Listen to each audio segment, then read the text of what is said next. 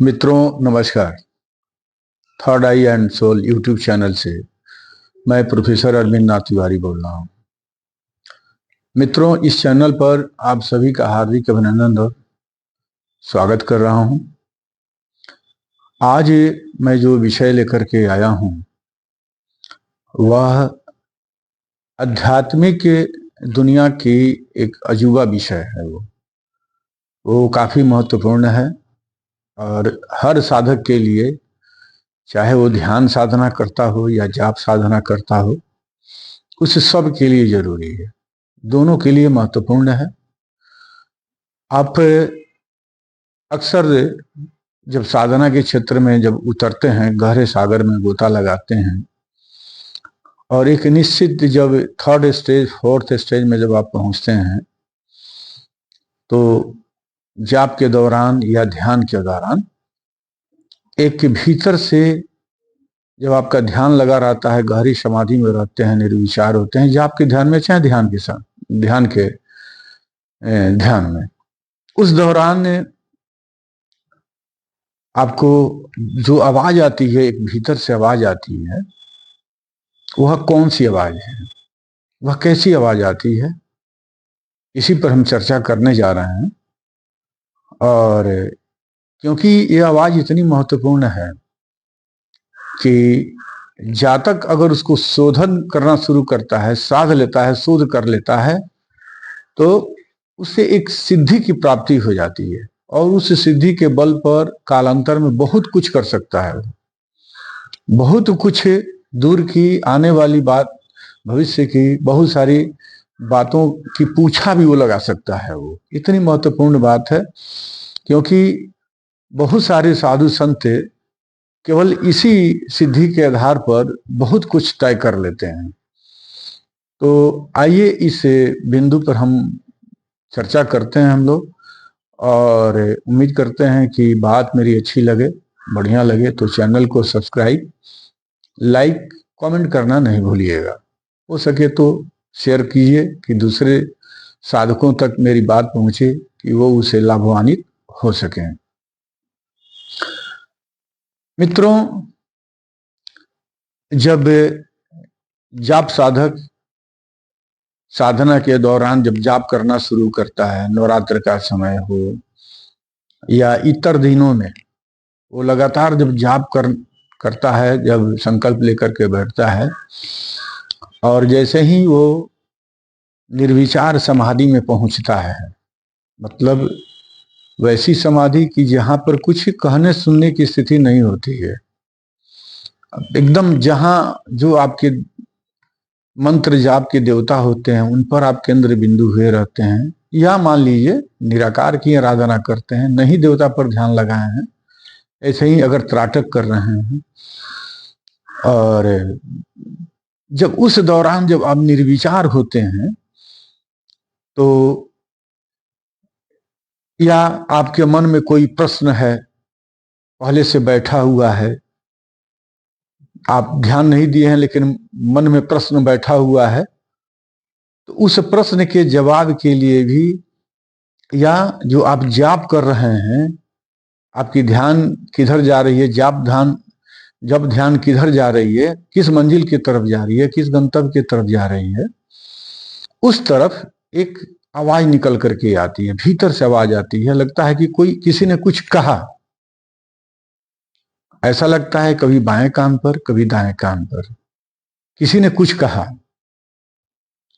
और पहली बार आदमी का ध्यान नहीं जाता है, लगता है कि कहीं से कोई आवाज आई होगी, लेकिन लगातार जब ये आवाज आती है तब ध्यान खटकता है कि अरे जा, ये आवाज जो आ रही है ये बार बार क्यों आ रही है। उस आवाज में आपके जप ध्यान का गाइडलाइन मिलता है, या किसी संबंध के प्रश्न में कोई समस्यात्मक प्रश्न हो, किसी के विषय में जानना हो, कहीं से कोई मन प्रश्न में बैठा रहता है, तो उसके संदर्भ में ये जवाब निकल करके आती है। और ध्यान के दौरान भी ऐसा ही होता है। ध्यान के भी दौरान जब ध्यानस्थ आदमी होता है और निर्विचार समाधि जब उसमें लग जाती है तो उस दौरान जो है ये आवाज निकल करके आती है। और कभी सम्मुख भी आवाज लगती है, लगता है कि किसी ने सामने कुछ कहा, कभी लगता है कि बाएं कान के पास कहा, कभी लगता है कि नहीं दायां कान के पास कहा। तो फिर अगर जिसने ध्यान दिया, जो आवाज आती है उस पर आप, जो साधक ध्यान दिया, और 2 दिन 4 दिन में या कालांतर में जब उस संबंध से, उस प्रश्न से कोई घटना घटित होती है, तब लगता है कि अरे जा, ये तो हमको आवाज आई थी। जो जागरूक साधक होते हैं तो ये आवाज आई थी। तो ऐसा समझिए कि यह तभी घटित होती है, मतलब ध्यान करने वाले के साथ भी, और जप ध्यान करने वाले, मतलब जप ध्यान, मतलब मेरा कहना है माला जपने वाले लोग जो माला का जाप करते हैं, तो उसे जाप के दौरान जो ध्यान लग जाता है, तो उस दौरान भी ये घटना घटित होती है। या साधारण ध्यान जो मंत्र जाप माला पर नहीं करते हैं और ध्यान करने बैठ गए, तो उनके साथ होती है ये। ऐसा क्यों होता है? आपने कभी महसूस किया है कि नहीं किया है? यह आवाज क्यों निकल करके आती है? तो इसका जवाब यही है, जान लीजिए, कि आपकी ध्यान साधना, जप ध्यान प्रगति पर है। और साधारण प्रगति पर नहीं, बहुत विशेष प्रगति पर, जो अध्यात्म के जो चरम सीमा पर जानी चाहिए, जो एक लेवल जिसको हम लोग 4th स्टेज 5th स्टेज मानते हैं, उस पर जब आदमी साधक पहुंच जाता है। स्टेज की चर्चा मैं पहले कर चुका हूं, अगर इस संबंध में जानना हो तो मेरा वीडियो देख सकते हैं आप। वीडियो में दे चुका हूं, इसलिए मैं कहना नहीं चाहता इस पर, क्योंकि विषांतर बात हो जाएगी। तो जब स्टेज पर व्यक्ति पहुंचता है, इस स्टेज पर, तब इस तरह की घटित होती है, क्योंकि जातक का, साधक का अंतःकरण एकदम पवित्र हो जाता है।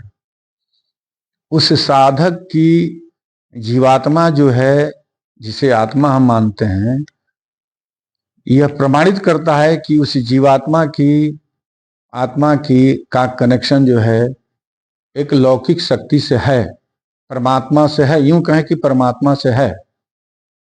जब जीव के ऊपर से जब सभी दुनिया की माया हट जाती है, माया मतलब लोभ, लालच, पैसा, किसी का अनिष्ट करना, किसी के प्रति क्रोध करना, अहंकार करना, ये सब जब चीज की परतें जब हट जाती हैं, व्यक्ति का विचार, हृदय जब निर्मल और पवित्र हो जाता है, तभी यह घटना घटित होती है। तो ऐसी अगर आवाज आ रही है तो आप समझ लीजिए कि आपके अंतःकरण शुद्ध हो चुके हैं, और तभी ये आवाज आती है। अगर अंतःकरण आपका शुद्ध नहीं है, कहीं कोई कमी है, तो ये आवाज नहीं आएगी। या कालांतर में अगर अंतःकरण आपका अपवित्र हो रहा है, तो ये धीरे धीरे आवाज लुप्त होनी शुरू हो जाती है। ऐसा भी है। अब इसमें 1-2 घटनाएं और घटित होती हैं।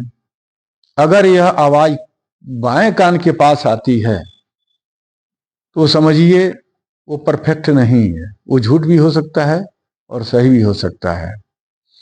वो सच्चाई के करीब नहीं है। वो दाहिने कान के पास जो आती है आवाज, वो 100% सही होती है। अब इसमें यह एक बहुत बड़ी सिद्धि है, और ये सिद्धि ऐसी सिद्धि है कि जब आप ध्यान में अगर बैठे, जिसका मान लीजिए थर्ड आई नहीं खुला हुआ है, थर्ड आई नहीं खुली हुई है, आज्ञा चक्र नहीं खुला हुआ है, और चक्र उसके सब फिल्टर हो रहे हैं, पवित्र हो रहे हैं, तो उस दौरान भी, ये पहले भी, थर्ड आई खुलने के पहले भी यह प्रक्रिया होती है। ये घटना घटित होती है साधक के साथ में। तो ये इसी के, जब ये साध लीजिएगा, जैसे ही आवाज अगर आती है, अगर इस आवाज को आप पकड़ लेते हैं, और तो किसी के संबंध में बहुत कुछ बता सकते हैं।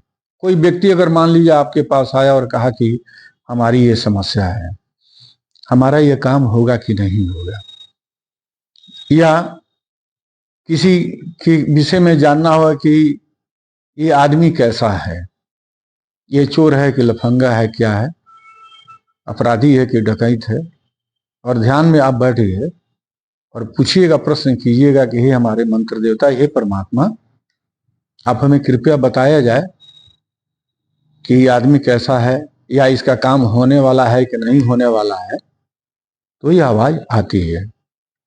अब देखते हैं कि जितने बहुत बड़े बड़े संत जो महात्मा होते हैं, उनके पास जो भीड़ लगी रहती है, लोग पूछने के लिए जाते हैं, तो इसी मंत्र, इसी सिद्धि पर, इसी आवाज को अपनी सिद्धि बना लेते हैं, सिद्धस्थ हो जाते हैं, इस आवाज को पकड़ना शुरू कर देते हैं। और जब पकड़ना शुरू करते हैं तो आवाज ये सिद्ध हो जाती है, धीरे धीरे सिद्ध हो जाती है। तो यह साधक के लिए, साधना करने वालों के लिए एक बहुत बड़ी चीज है।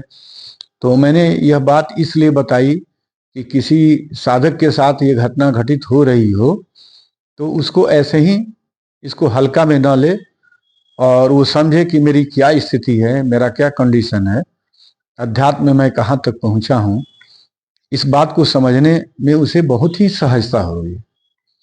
तो मित्रों, अगर बात मेरी अच्छी लगी हो और बढ़िया लगा हो तो आप इसको लाइक कमेंट करना नहीं भूलेंगे, सब्सक्राइब भी करें। और मैं चाहूँगा कि आप मेरा वीडियो जो है आप दूसरे लोगों तक पहुँचाएं, जरूर शेयर करें।